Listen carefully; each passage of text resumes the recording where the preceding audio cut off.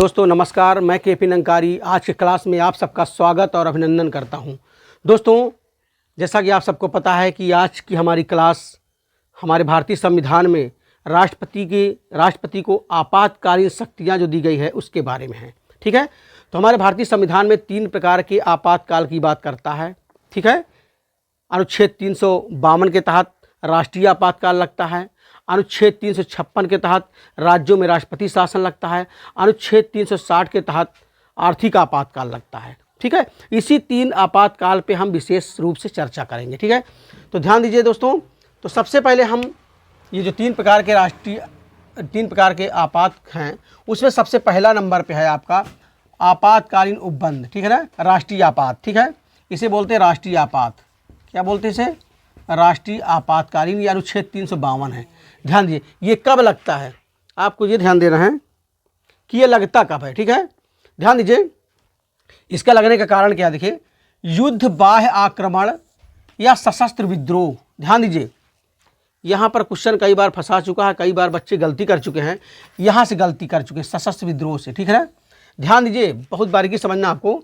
पहला है युद्ध हो, कोई दूसरा देश युद्ध भारत पे कर दे या कोई आक्रमण कर दे कोई देश, या सशस्त्र विद्रोह यानी जो विद्रोह हो वो शस्त्र के साथ हो। ठीक है, लेकिन पहले ये नहीं था। ध्यान दीजिए, 44वें संविधान संशोधन में इसको जोड़ा गया सशस्त्र विद्रोह। पहले क्या था? पहले इसके दर पे था अशांति, आंतरिक अशांति। ध्यान दीजिए, क्योंकि इंदिरा गांधी के ज़माने में कांग्रेस सरकार में इसी अशांति के को बना के मेन मुद्दा आंतरिक राष्ट्रीय आपात लागू किया गया था। ठीक, ध्यान दीजिए, तो इसलिए 44वें संविधान संशोधन करके जो है अशांति शब्द को हटा के अब जो है सशस्त्र विद्रोह शब्द जोड़ दिया गया है। ध्यान दीजिए, अब परीक्षा में क्या है आएगा कि युद्ध, बाह्य आक्रमण एवं सशस्त्र विद्रोह के द्वारा ही राष्ट्रीय आपातकाल लागू किया जाता है। ठीक है, अगर उसमें ये लगा, अगर सशस्त्र विद्रोह ना रहे, केवल अशांति शब्द जुड़ा रहे कि यानी युद्ध, बाह्य आक्रमण, अशांति, तो समझ लो ये गलत है, क्योंकि इसमें ऑप्शन में काफ़ी दे रहा है बार बार फंसाने के लिए। ठीक है, ध्यान दीजिए, युद्ध, बाह्य आक्रमण, सशस्त्र विद्रोह के द्वारा अब राष्ट्रीय आपातकाल लगता है। और ध्यान दीजिए, इसमें और क्या है, कारण क्या है? राष्ट्रपति अपने मन से इसे नहीं लागू कर सकता। ठीक है, इसके लिए मंत्रिमंडल की लिखित सहमति होना अनिवार्य है। ठीक है, जब ऐसी स्थिति पैदा होगी तो जो केंद्रीय मंत्रिमंडल है, केंद्र सरकार की मंत्रिमंडल है, वह लिखित रूप से सहमति देगी राष्ट्रपति को और कहेगी कि आप जो है राष्ट्रीय आपात लागू करिए, राष्ट्रीय आपात की घोषणा करिए, तब होता। ठीक है, इसके लिए क्या होता है और देखिए आगे इसमें क्या प्रावधान। ध्यान दीजिए, सारे प्रावधान पूछता है।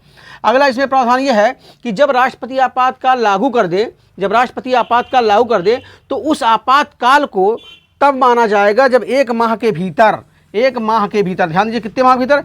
1 माह के भीतर संसद पास कर दे। ठीक है, जैसे राष्ट्रपति आपातकाल घोषित कर दिया तो लागू तो हो गया, लेकिन 1 माह के अंदर संसद की बैठक बुलाना अनिवार्य है। अब बुलाने के बाद उसको पास करना अनिवार्य है। अगर संसद ने इसको पास नहीं किया कि हाँ आपात सही नहीं है, तो आपात समाप्त हो जाएगी तुरंत। ठीक है ना, इसलिए संसद के द्वारा राष्ट्रीय आपातकाल को पास करना अनिवार्य संसद को, तभी माना जाएगा। अगर इसे बढ़ाना हो, ठीक है, अगर इसे पुनः जैसे एक बार अनुमोदन हो गया तो 6 माह के लिए, ध्यान देना, परीक्षा में पूछता है 6 माह के लिए, अगर संसद ने अनुमोदन कर दिया तो 6 माह के लिए राष्ट्रीय आपात लग गया। ठीक है, और उसके बाद अगर मान लीजिए आपात की भी आवश्यकता है, अभी युद्ध, बाह्य आक्रमण चल रहा है, तो पुनः, ध्यान दीजिए, पुनः बढ़ाया जा सकता है, पुनः फिर से संसद पास करेगी 6 माह के, अब पुनः बढ़ जाएगा तो फिर पुनः 6 माह के लिए हो जाएगा। ध्यान दीजिए, तो राष्ट्रीय आपात बढ़ाने के लिए संसद को प्रत्येक 6 माह पर जो है अनुमोदन करना होगा, तभी बढ़ता चला जाएगा। ठीक है, आगे देखिए, और आगे इसमें क्या देखिए, अभी तक जो है कितनी बार राष्ट्रीय आपात लागू हो गया, ये क्वेश्चन भी पूछता है। अब तक कितनी बार लागू हुआ? ध्यान दीजिए, 3 बार।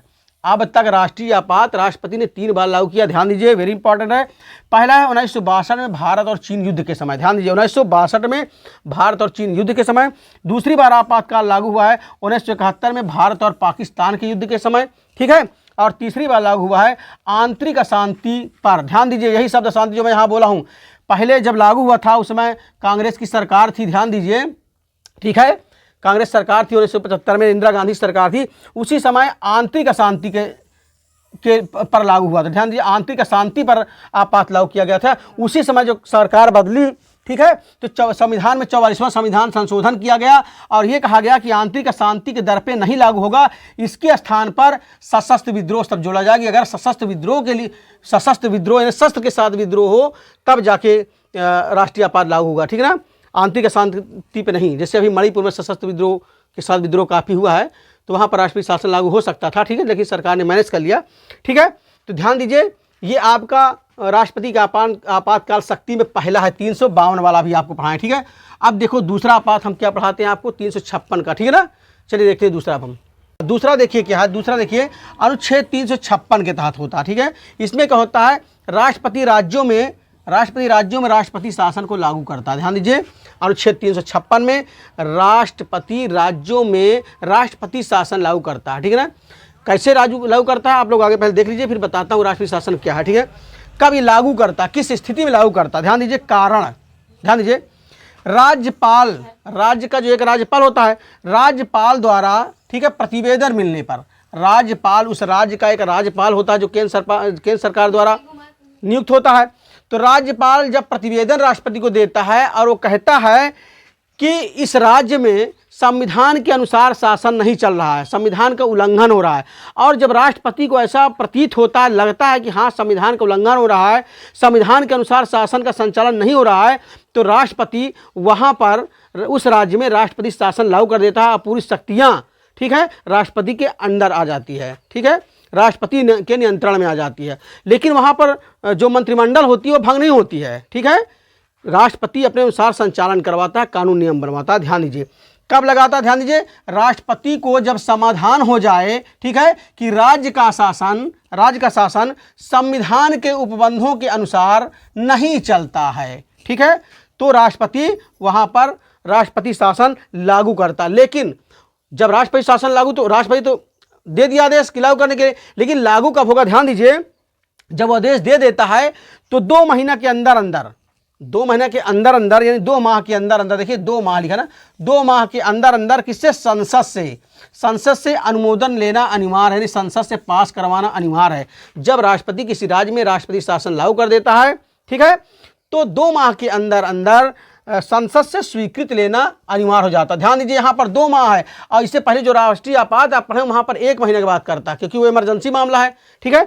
यहाँ पर 2 माह के अंदर अंदर पास करवाना अनिवार्य है। अगर संसद पास नहीं कर पाती है तो राष्ट्रपति शासन फिर उस राज्य में लागू नहीं होगा। और ध्यान दीजिए, अगर एक बार संसद ने पास कर दिया अनुमोदन राष्ट्रपति शासन के लिए, तो एक बार में 6 माह के लिए होता है, एक बार में 6 माह के लिए उस राज्य में राष्ट्रपति शासन लागू हो जाएगा, ठीक है। अगर फिर भी बढ़ाना है मान लीजिए, तो फिर पुनः संसद को 6 महीने पे इस तरह अनुमोदन करना होगा। लेकिन इसमें एक शर्त है, अधिकतम, ध्यान दीजिए, अधिकतम केवल 3 वर्ष तक ही राष्ट्रपति शासन किसी राज्य में लगाया जा सकता है। वेरी वेरी इंपॉर्टेंट, अधिकतम केवल 3 वर्ष तक राष्ट्रपति शासन लगाया जा सकता है। उसके बाद फिर राष्ट्रपति शासन किसी प्रकार से नहीं लगाया जा सकता। उसके बाद फिर चुनाव होगा, वहाँ नई सरकारें बनेगी, ठीक है। तो ये दूसरा नंबर है राज्यों में राष्ट्रपति शासन, अनुच्छेद 356, ठीक है। अब आपका अंतिम बचा हुआ है अनुच्छेद 360, ठीक। तीसरे में क्या, ध्यान दीजिए, वित्तीय आपात लागू करता है राष्ट्रपति। ध्यान दीजिए, तीसरा कौन सा है, वित्तीय आपात, ये अनुच्छेद 360 के तहत, ठीक है, वेरी इंपॉर्टेंट है।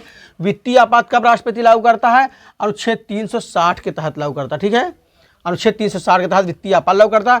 और कारण क्या है, राष्ट्रपति लागू कब करता है वित्तीय आपात, ध्यान दीजिए, भारत किसी क्षेत्र में वित्तीय अस्थायित्व का संकट होता है। ध्यान दीजिए, भारत किसी क्षेत्र में वित्तीय अस्थायित्व का जब संकट होता है, प्रतीत होता है राष्ट्रपति को, तो राष्ट्रपति वित्तीय संकट घोषित करता है, ठीक है। और ध्यान देने वाली बात इसमें यह है महत्वपूर्ण कि 2 माह के भीतर इसको भी ध्यान दीजिए, इसको भी 2 माह के भीतर संसद द्वारा अनुमोदन करवाना अनिवार्य है, संसद द्वारा पास होना अनिवार्य है, ठीक है, नहीं तो अपने आप को रद्द हो जाएगा, ठीक है ना। ध्यान दीजिए, लेकिन अभी तक, ध्यान दीजिए, वेरी वेरी इंपॉर्टेंट, ये क्वेश्चन कई बार पूछा जा चुका है कि अभी तक एक बार भी भारत में वित्तीय आपात लागू नहीं हुआ। ध्यान दीजिए, कभी भी भारत में वित्तीय आपात लागू नहीं हुआ, ठीक है। राष्ट्रीय आपात तो बता चुके हैं कि 3 बार लागू हुआ था, राष्ट्रपति शासन तो कई बार लागू हुआ है कई प्रदेशों में, और ये वित्तीय आपात जो तीसरा नंबर का, ये अभी तक कभी लागू नहीं हुआ, ठीक है। तो दोस्तों कुल मिला के भारत के राष्ट्रपति की ये आपातकालीन 3 शक्तियाँ हैं, इसको आप लोग पढ़ लीजिए, निश्चित रूप से इसमें से क्वेश्चन आते हैं, ठीक है ना। और हमारा इसी तरह वीडियो देखने के लिए आप लोग जो है चैनल को सब्सक्राइब कर लीजिए। हम धीरे धीरे करके छोटा छोटा वीडियो बना के सारे सब्जेक्ट के आपको छोटे छोटे वीडियो के माध्यम से हम पूरा करवाएंगे, ठीक दोस्तों। तब तक के लिए नमस्कार, फिर से मिलते हैं।